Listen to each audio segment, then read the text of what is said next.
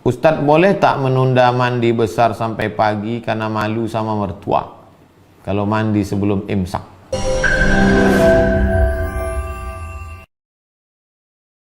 Jangan lupa subscribe, like, and share. Kita akan jawab pertanyaan pertama, Ibu Purwi Astuti. Assalamualaikum Ustaz. Waalaikumsalam.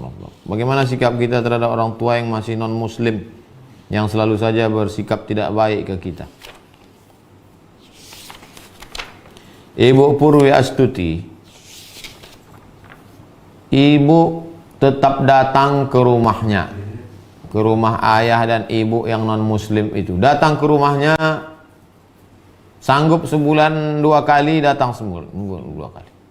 Papa, mama, saya belum bisa datang setiap seminggu sekali karena setiap hari Ahad saya dengan anak dan suami di rumah. Tapi untuk hari Ahad kedua dan Ahad keempat jangan, tak ada duit, nanti bawah payah beli buah.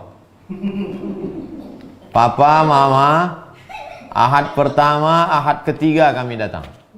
Ahad pertama datang ke situ karena duit masih ada, gaji. Ahad ketiga, Ahad keempat sudah tak ada duit. Papa, mama, kami tetap datang Ahad pertama dengan Ahad ketiga. Datang. Belikan buah, belikan makanan, belikan yang sesuai kemampuan. Sampai di rumah itu, selamat pagi, selamat sore, selamat siang, cium tangannya, peluk dia, dengarkan ceritanya. Dicaci makinya engkau, Ibu Purwi Astuti, dasar kau binatang, monyet kau, diam aja. Jurusnya diam aja. Tahan-tahankanlah. Anggap aja dengar radio rusak. Dah habis selesai agak 1 jam, permisi. Terima kasih mama, ada tambahan. Nah, anak kurang ajar, pergi pulang. Tetap salami dia. Nanti hari Ahad ketiga datang lagi. Jangan bosan. Malam-malam menangislah. Jangan di depan dia menangis, karena dia makhluk, dia manusia.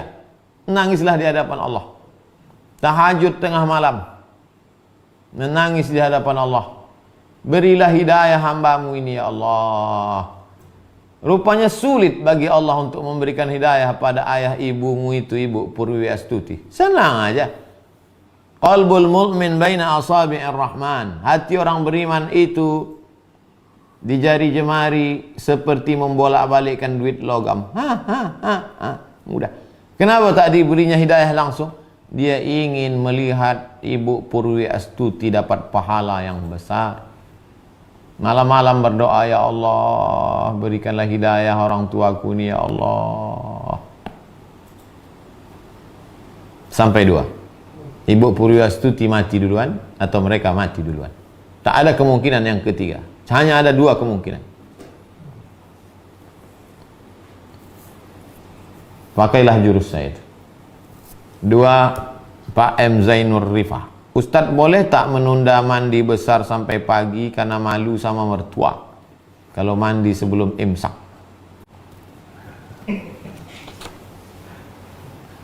Imsaknya sekarang jam piro? Imsak saiki jam piro?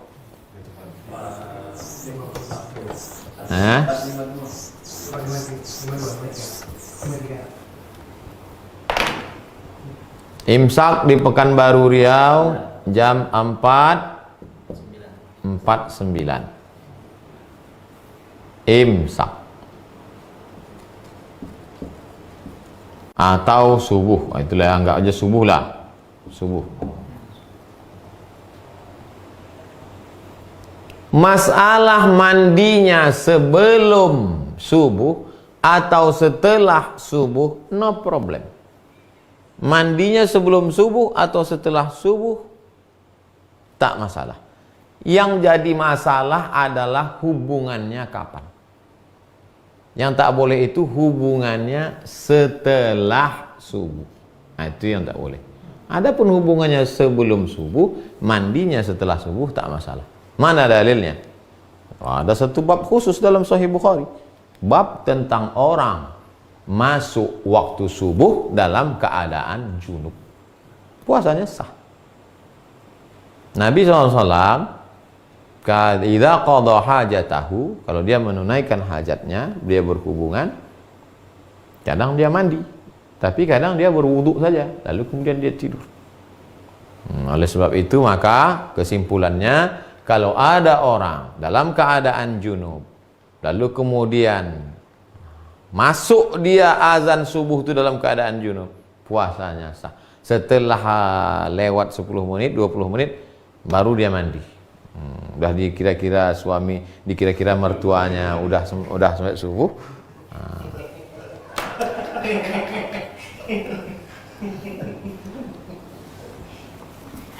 Begitu Pak Zainur Rifah. Ustadz, apa hukum mencicipi masakan di ujung lidah ketika puasa tapi tidak sampai ditelan? Yang membolehkan mencicipi masakan itu mazhab Hambali, karena rasa itu di ujung lidah. Ada di sini sensor perasa di ujung. Nah, asin, asam, pahit di ujung. Nah, asal terasa. Habis itu ludah kan. Tuh. Karena yang dimaksud membatalkan puasa itu adalah idkhalu syai' ilal jauf.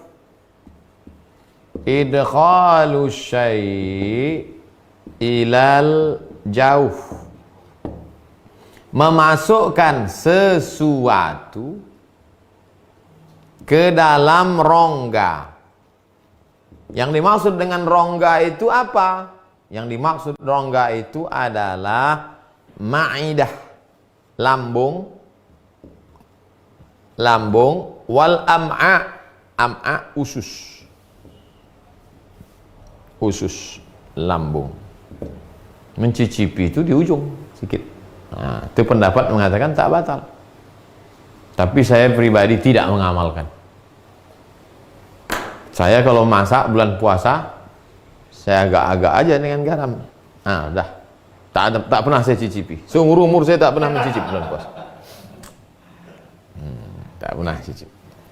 Tapi perlu saya ceritakan, mana tahu nanti ada dengar ceramah.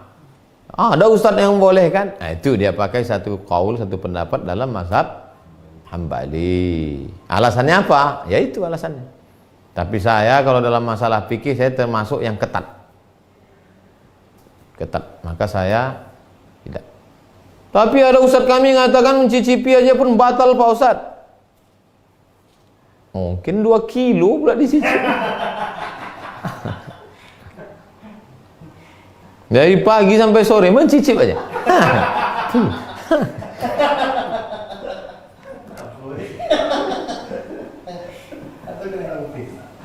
Empat, Ustadz, bagaimana cara menghadapi suami yang sering sensitif sejak kena PHK?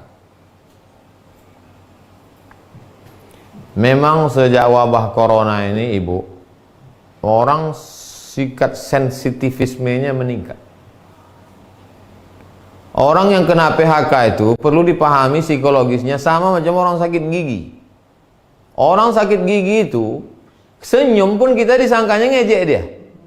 Senyum kita, hai, apa kau ejek-ejek aku? Nyanyi pun kita risau dia. Apalagi nyanyi lebih baik sakit gigi daripada sakit hati. Jadi ibu pandai-pandailah sekarang. Pandai-pandai. Nampak dia macam agak-agak mengamuk, jauh sedikit. Udah agak-agak dingin, dekat. Apalagi udah dekat azan-azan maghrib.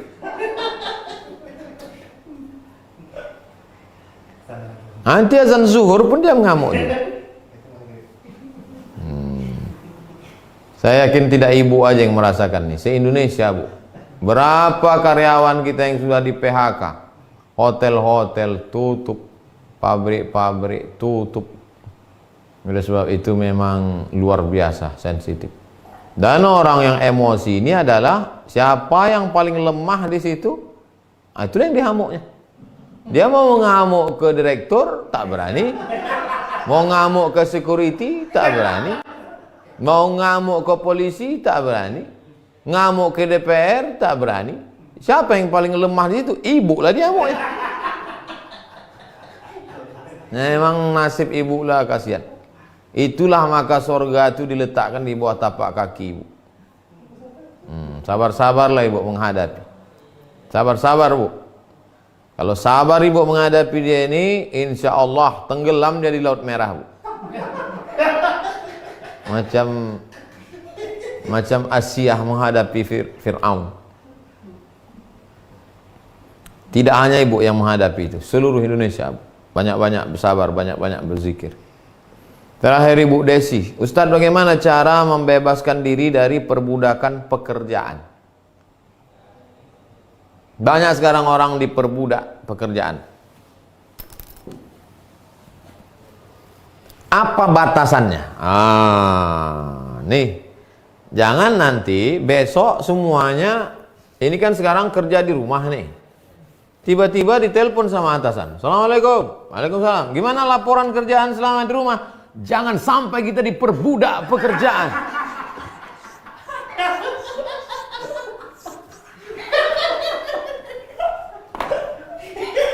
Bapak, tahu Bapak, kita ini jangan sampai diperbudak. Bukan itu maksudnya. Batasannya apa? Batasannya apa? Batasannya adalah syariat Islam.